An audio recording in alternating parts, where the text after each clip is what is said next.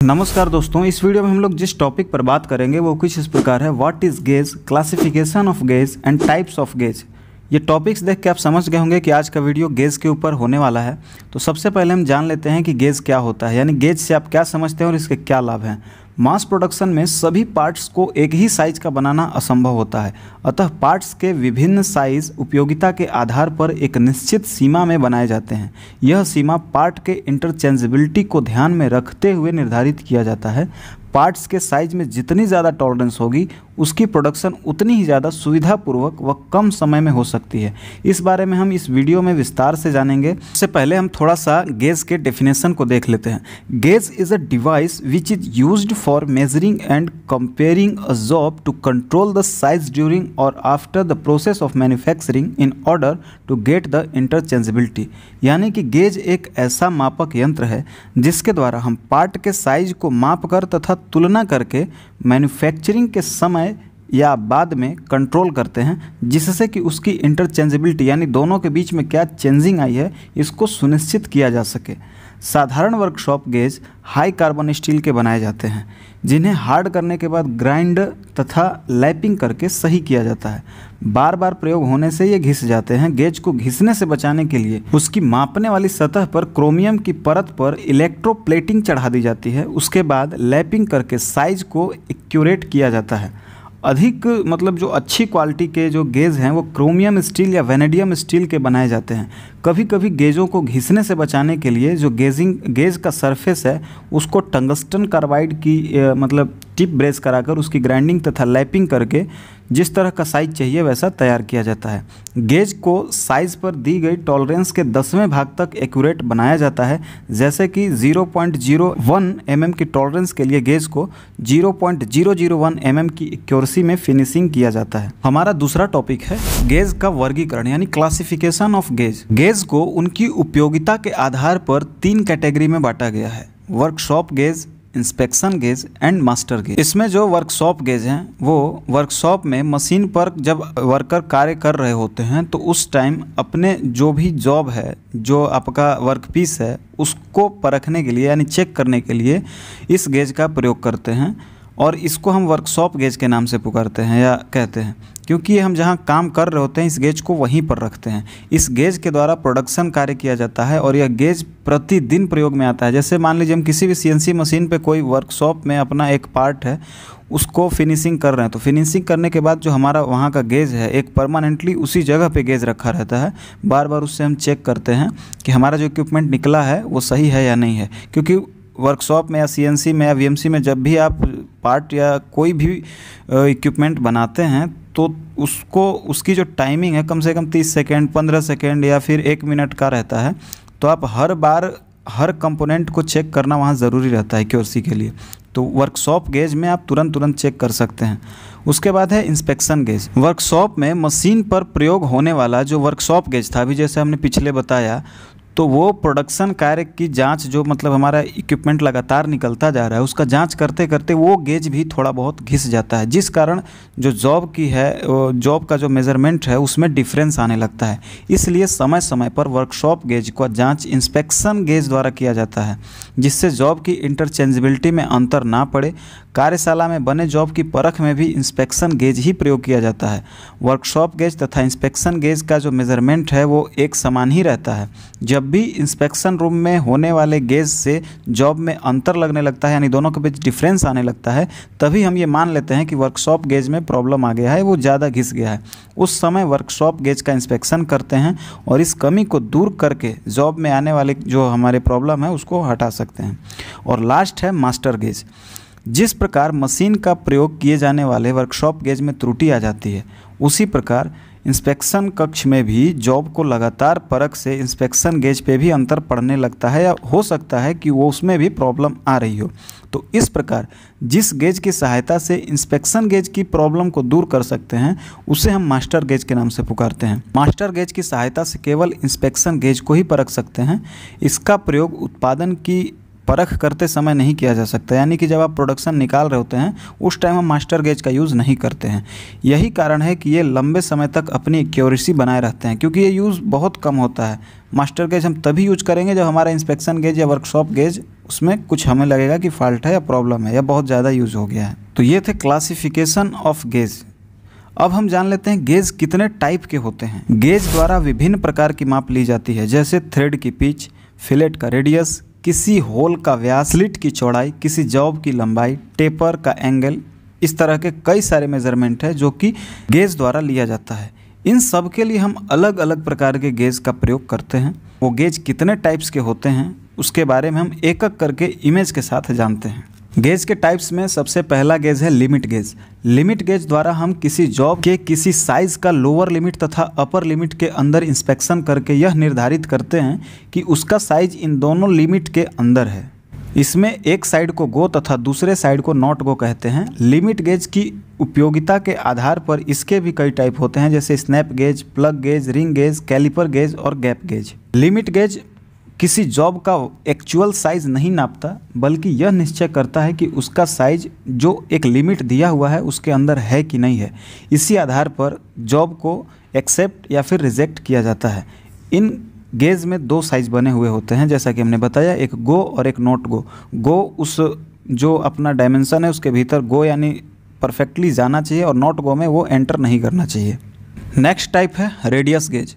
किसी जॉब पर बने कॉन्वेक्स या कनकेव रेडियस को चेक करने के लिए रेडियस गेज का उपयोग किया जाता है।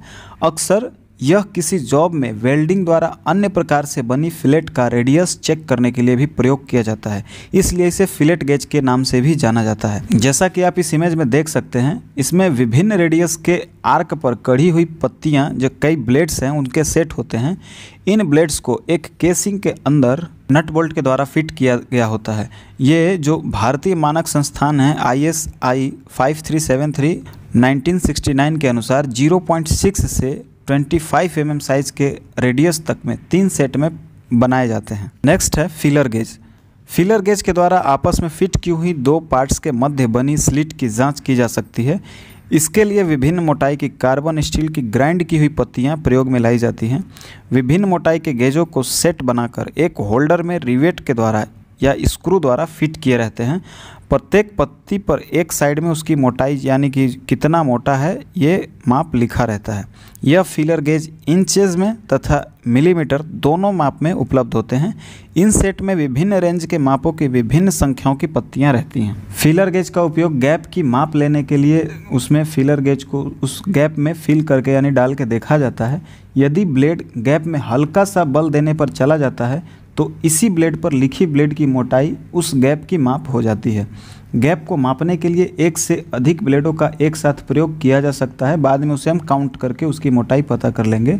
ब्लेड बहुत ज़्यादा पतले भी रहते हैं, अतः ज़्यादा फोर्सफुली इसका प्रयोग नहीं करना चाहिए। उसी तरह नेक्स्ट है हमारा थ्रेड पिच गेज। यह भी रेडियस गेज या फिलर गेज के ही टाइप का होता है। ये सामान्य कार्बन स्टील की पत्तियों द्वारा बना होता है। इन पत्तियों की साइज को विभिन्न पिचों के थ्रेड की प्रोफाइल के अनुसार जिग जैग में काटा गया होता है। प्रत्येक ब्लेड पर थ्रेड की पिच अंकित की हुई होती है, मतलब उस पर लिखा रहेगा कि ये कितने का है। जिग जैग का जो एंगल है वो थ्रेड के टाइप पर निर्भर करता है, जैसे कि मिट्री थ्रेड 60 डिग्री तथा विटवर्थ थ्रेड 55 डिग्री का कोण रखते हैं। प्रत्येक प्रकार की थ्रेड्स के लिए अलग पिच गेज का सेट होता है। मिट्री सेट में 21 ब्लेड तथा ब्रिटिश सेट में लगभग 30 ब्लेड आते हैं। अगला है टेपर गेज। इस गेज की आकृति टेपर में होती है। इसका उपयोग किसी स्लॉट की चौड़ाई मापने तथा किसी गोल या चौकोर पाइप के जो इंटरनल साइज है उसको मापने में प्रयोग किया जाता है। नेक्स्ट है एंगल गेज। एंगल गेज भी फिलर गेज की तरह ही कई पत्तियों का कई ब्लेड्स का समूह होता है। इन ब्लेड्स को एक सिरे पर पिविट किया हुआ होता है, दूसरा सिरा विभिन्न कोण पर मतलब कई एंगल पर कटा होता है। इसका उपयोग किसी ग्रूव के जो तल है उसका सरफेस के टेपर के कोण को मापने के लिए किया जाता है। उसी तरह नेक्स्ट है प्रोफाइल गेज।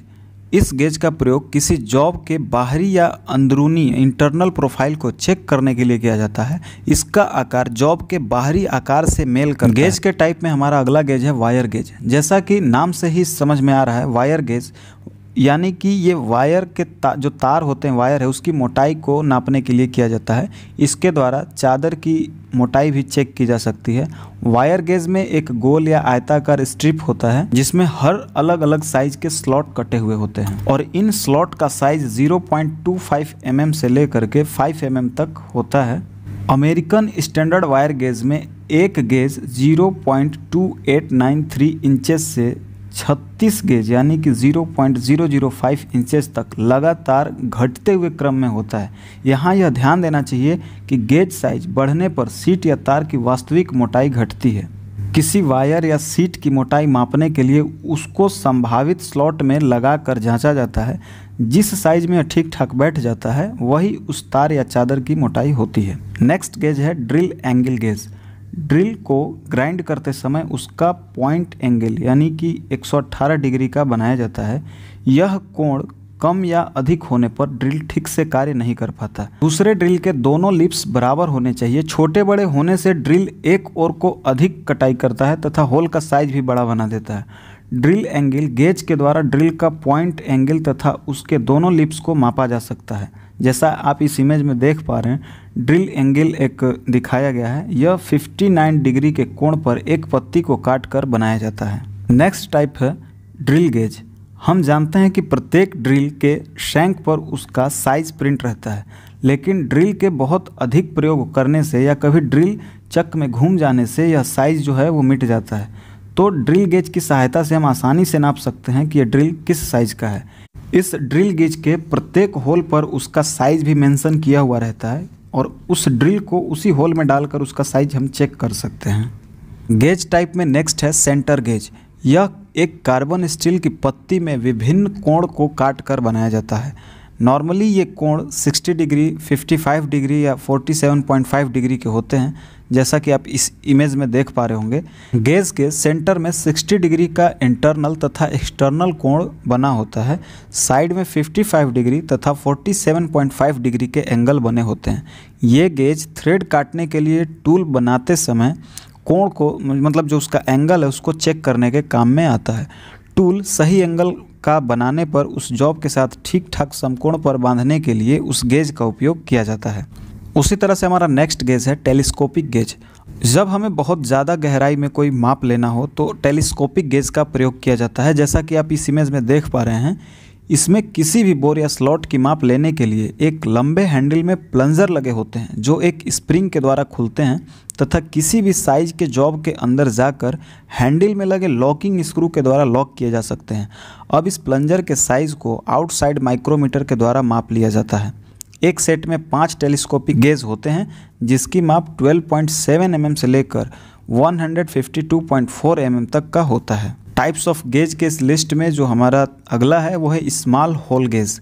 इस गेज के द्वारा हम 3.2 mm से 12.7 mm तक के डायमीटर के होल्स को माप सकते हैं। इसमें एक वेज के द्वारा 2 पत्तियों को एक स्क्रू के द्वारा बाहर की ओर धकेल कर किसी होल का साइज लिया जाता है। जब ये पत्तियां होल में फंस जाती हैं तो उसे बाहर निकालकर माइक्रोमीटर की सहायता से मेजरमेंट ले लेते हैं। इस इमेज में स्मॉल होल गेज को दिखाया गया है। एक सेट में 7 स्मॉल होल गेज होते हैं। गेज टाइप में लास्ट है वो है स्लिप गेज। स्लिप गेज का निर्माण जो था वो जॉनसन द्वारा किया गया था, इसलिए इन्हें जॉनसन गेज के नाम से भी जानते हैं। कुछ लोग इसे गेज ब्लॉक के नाम से भी कहते हैं। गेज ब्लॉक टूल स्टील के बनाए जाते हैं। ये मशीनिंग द्वारा आयताकार ब्लॉक के रूप में बनाकर सीजनिंग के लिए छोड़ दिए जाते हैं। नेचुरली तथा आर्टिफिशियल सीजनिंग के पश्चात इनका हीट ट्रीटमेंट किया जाता है। इसके बाद सरफेस ग्राइंडिंग के द्वारा इनको ग्राइंड किया जाता है। ग्राइंडर करने के बाद इनकी सतह को सुपर फिनिशिंग के लिए 68 डिग्री फ़ारेनहाइट पर लैपिंग की जाती है तथा सबसे सही एक्यूरेट साइज इसका प्राप्त किया जाता है। बाज़ार में स्लिप गेज विभिन्न साइज में उपलब्ध होते हैं। इनकी जो साइज़ की एक्यूरेसी है वो 0.1 माइक्रोन से भी अधिक होती है। शुद्धता के आधार पर स्लिप गेज जो हैं वो 3 टाइप के आते हैं: working gauge set, inspection gauge set और मास्टर गेज सेट।